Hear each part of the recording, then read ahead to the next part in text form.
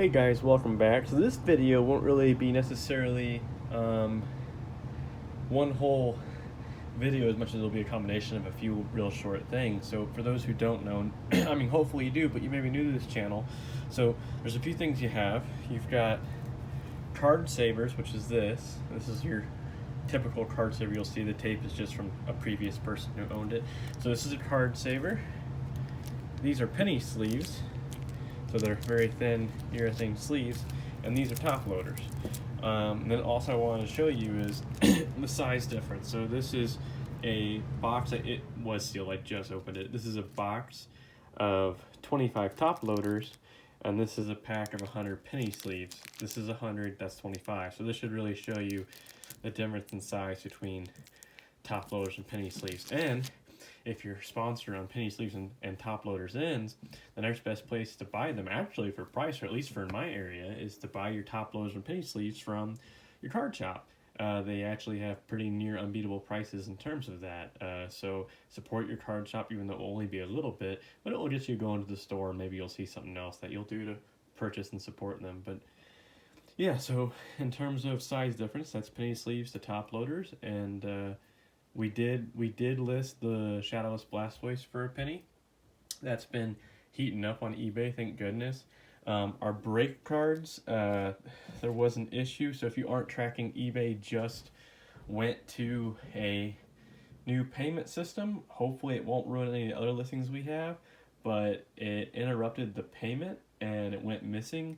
And of course we don't find this out until the bid is over, so we're gonna have to relist the break cards. That's pretty much just what eBay suggested. We contacted them saying, hey, we see that we're supposed to have received a payment, but we can't find it. And they said, well, if the listing was made within a certain time frame of the payment exchange, some listings, there will be some payment issues. So I said, well, what do you want me to do? They said, well, you can either send the item. And I'm like, well, I don't want to send the item and not get money. They're like, well, we'll eventually resolve it. And I'm like, well, I don't want to have to wait. And they're like, well, the next thing you can do is you can relist it. And I'm like, well, I guess what we'll have to do. So we got to relist it, and then following these small little bits, we're going to jump right into a little marketplace video.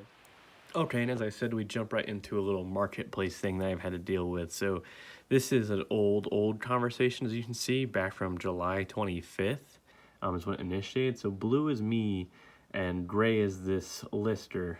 So she listed some Pokemon cards, and there's like 4 pictures, but the Pokemon cards that were in them weren't too bad. Her asking price was a little high from the beginning, but so, I asked, is the item available? And she says yes.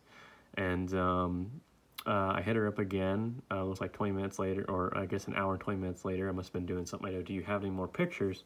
She says no, which I thought was a little bit funny. I mean, granted, maybe she meant she didn't have any saved. So I said, oh, okay, could you please send some? Because in this day and age, nearly everyone has a smartphone and it's pretty much limitless pictures. I was really surprised by the response. No, thank you. You come take a look at them. Plus, you need to see them in their condition in person, anyways, which is true.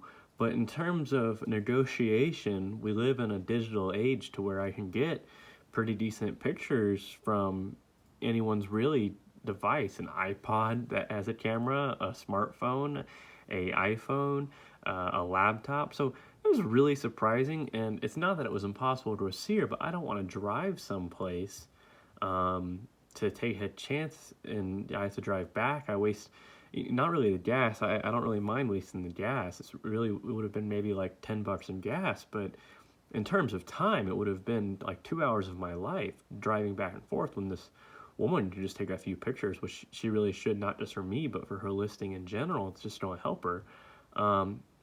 So a little while has gone by. This started July 25th, 2 days goes by. On top of that, I've seen this listing multiple times. It's been up for a while. It's been up for like, I think, a whole 2 months before this. So I go, okay, this has been posted for a while. Would you consider going lower? Because the price was a little high, but I couldn't really tell because she wouldn't send me any pictures on the conditions of the card. She said, no, sorry. And so now we hit September 4th. The listing's still up. I still have no idea really the condition of these cards. So, in order for me to want to drive out there, I want to at least really lower the price. Her asking price was $350, but this listing had been up for like 2, 3, 4, 6 months, I think. 6 might be a little long, but it was probably 4 months at this point. And so I asked, 150 fine? She says, no thanks. So she's being polite at least, but it's really kind of weird that she won't send me any pictures. And then another 23 days go by. Okay, how about now? She's had this listing up for a while. And she says no, which is fine.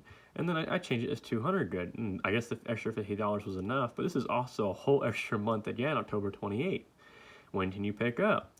Probably this Friday, depending on meetup location. And she gives me an entire city, which I don't know if you know, but cities are big, guys. So I go meetup time and more specific location, and I don't need. Some people get very jumpy, and she sort of seemed to have done that. So you'll see what I mean. She goes, just depends on what day and time, either by Harrison Stool or on Main Street. And these are all fine. These are very, very, very, very general addresses for someone who lives in your neighborhood. But that's not 100% the case. A lot of people move around. I'm one of them. November 2nd has rolled around, and she hits me with question mark. Are you still picking up today? And so that's, I guess she was question marking if this was okay. And then November 5th came around, because I think this was the Friday, and I go, when we make it that way again. So I think I had tried to make it that way, I believe, and she couldn't meet up, even though I gave her a heads up. And I go, we will possibly be that way again today, so Thursday morning. You have to let me know at times I work, even though she won't let me know an address. And then she goes, just so you're aware, I came across more cards and got offered $500 for the lot. Now, what's funny about this is she didn't post any more pictures on the listing. I don't think she's a scammer. I don't think well, she might be BSing me a little bit. She probably wants more money. I mean, who doesn't want more money? But the reason why I think more it's BS, because she hasn't posted any extra pictures. So it doesn't make sense for her to say she's been offered $500 for the lot. She has no other listings. She's added no pictures to this listing, and she won't send people pictures for some reason. I go, oh, okay, thank you. Can you please send pictures of the complete lot? And this was last Thursday, so I think that would have been November 12th. And then I just got no reply, and she saw the message, her little things down here. She saw the message, yet these negotiations have been going on for a while, and here's what I'm afraid of. Because of how she's been, and then this one was a huge red flag, and then when I looked at some of her other listings, some of the cards, she did update some of the pictures recently, and then some of the cards from the original listing were missing, which, she could have sold individually. It's been several months, but the issue is she's now not just asking the same agreed upon price for the original items, but now she's asking for $500. Well, she's technically asking for more. Or, sometimes they'll let whoever's the first person to bring them the 500 gets it. But sometimes when they say someone offered me 500, they expect you to offer like $50 to $100 more to take. And generally what that is they're wanting you to send that. And then hopefully you'll back out and then use that as another negotiation tool as a picture for someone else to show that they had proof of a higher offering to justify their price. All the cards she originally had would have been a decent price for $200. It would definitely have been 100% break even, maybe even lose money at $350. And so for me, the margin just isn't there in terms of making the money. Now, as I said, I'm interested in what these additional cards are, considering that she's removed some cards that were the more valuable cards that some people individually bought out from her book, or at least I presume that's what happened. So this is just someone who I wouldn't say they're in no rush to sell. I would say maybe they just don't know what they're doing is a good possibility. I think that's more it. And I also have times where people tell me they don't want to send me pictures because that's too many pictures, and I get it because some binder collections are huge. Hers so far doesn't seem like that, but even if she did, I'm fine with people sending videos, because video still allows me to get a quick look and a good understanding of what I'm about to walk into, and then we can negotiate price from there. And if for some reason we have a huge misunderstanding, I'll usually refer to, okay, so why do you think your lot is worth so much? What card or cards are is appealing this price? And then I'll say, can you please just give me specific pictures of those specific cards, so we can, if it's agreed upon, that price makes sense. Now generally, I'll get someone who will say, and I've mentioned this before in my other stories, and I think I even showed some, Oh, I haven't, but I have one. I have a new one. I have to show it. I'll do that in another episode. You get a lot. People will say $2,000. They hit me up, and I look at the lot, and it will have like 4 holos and just like 20 other cards. And one of the holos is, of course, a first edition Machamp. And they go, yeah, that Machamp. Before I even say that, they go, yeah, the Machamp is first edition. And I go, is that why you think these cards are worth so much? And they will say, well, yeah, Machamp alone is worth like $2,000. So I'm giving you a deal, bro. And I don't think they're scammers. I think that they have seen the little scam thing to where people are asking $2,000 on Google and eBay for Machamp First Edition because they're like, it's a First Edition holo card. And it gets everyone really excited because they also all have that because everyone got that when they play Pokemon automatically. So everyone thinks that they have this $2,000 card and they also ask $2,000 for it. And it's pretty nuts. But it is what it is. I let them down. I show them some actual eBay listings. I show them my stack of like 50 first edition Machamps in my hand. And I say, I wish they were worth $2,000 a piece. But they just aren't. I'm so sorry. I'm not trying to be rude. I'm not trying to be mean. I'm just letting you know the actual market fact. If you want, we can still come to some sort of deal. But I just want to let you know that $2,000 for about 20 Pokemon cards that aren't even in like barely PSA 8 condition, you know, if that's a chance, and 4 of them are only holos, it's just not going to roll. You know, like best I can do is like $50. And you know, if they have like an exceptional holo like a Charizard, then like, you know, we go into like the several hundreds. But yeah, usually it's like a beat up Nidoking, beat up Nidoqueen, like a non-holo Kabutops, non-holo Nidoqueen, and then first edition holo Machamp.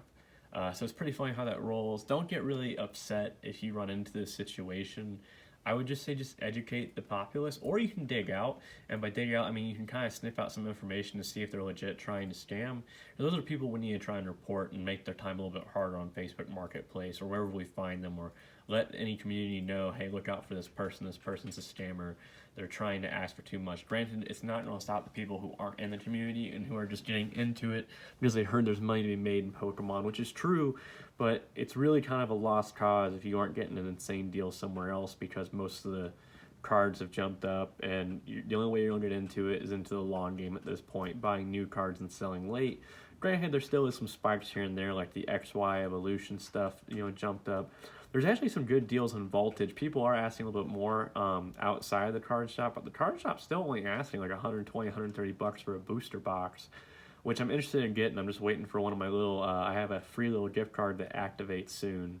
It's going to be $100. So I'll probably be doing either a Darkness Ablaze booster box opening or a Vivid Voltage booster box opening. I'm still up for debate. They're pretty much the same price. But hey, I hope you enjoyed this marketplace story. I hope you enjoyed some of the things that I pointed out in the beginning. I know some of the stuff seems really obvious, but there's still some people out there who just don't know the difference between top loaders and penny sleeves, and just realize the amount you need to buy. You know, usually a brick of top loaders is 25, and a pack of penny sleeves is 100. So, you know, make sure you buy about 4 bricks of top loaders if you're going to penny sleeve 100 things. Granted, I guess not everything's worth top loading, but if you're going to mail anything out, sending to the PSA, you really need to make sure you top load it. And remember, you need to penny sleeve it before you top load it. That's about all. I really hope you enjoyed. Make sure you check out some of our other videos. There's a giveaway out there that no one has noticed yet. So, you know, first come, first serve on that. Good luck.